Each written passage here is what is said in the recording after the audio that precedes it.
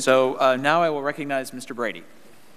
Mr. Werfel, who initiated the targeting of conservative organizations for extra scrutiny based on their political beliefs? That question is still subject to further investigation. Who have you interviewed in the IRS on that matter?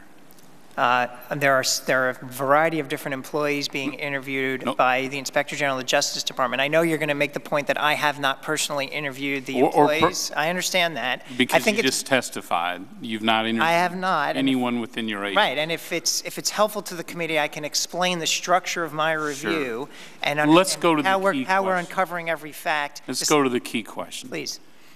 You don't know who initiated the targeting. Who initiated the targeting of donors to conservative organizations to improperly apply the gift tax to their donations?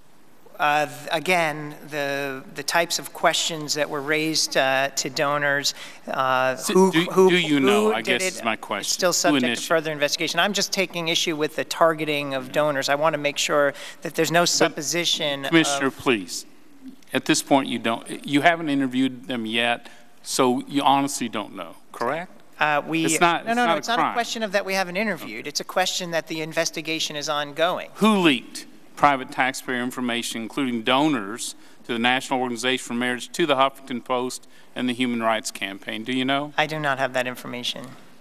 Who leaked private taxpayer information for 31 conservative groups to the media, specifically ProPublica? Do you know? I don't have that information. I will point out that the IG reviewed those circumstances and found those releases of information to be not intentional. But you don't know who leaked it? I don't have that information at my fingertips. Who leaked private tax information to participants at the President's Economic Recovery Advisory Board?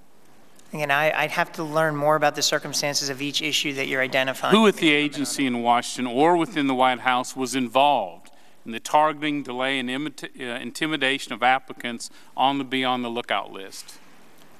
Do you know? That I can answer some of the questions. I will say this. I am not aware of anyone at the White House that was involved in this, or the Treasury Department or otherwise. As I've said, all the evidence that we have points to the involvement of individuals within the IRS, and I'm happy to talk through that with you. Let's talk through this. Okay. In regard to the targeting and delays of the King Street Tea Party True the Vote application, who at the IRS shared private taxpayer information to other federal agencies, such as the FBI, ATF, and OSHA? I believe, based on the question, you've just asked me a question about a specific taxpayer, and I can't answer that question. Finally, who at the IRS was involved in covering up this pattern of abuse within the agency and concealing it from the public and Congress for the past 2 years?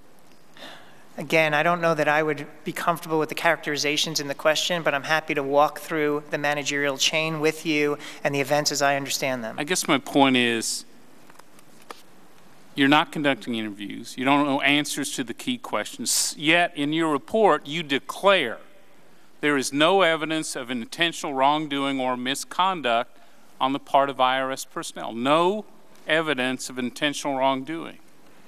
Mr. Werfel, this report is a sham. I would call it a whitewash, but it's too thin and unsubstantial to even meet that description. And my point to you is that you don't work for the IRS.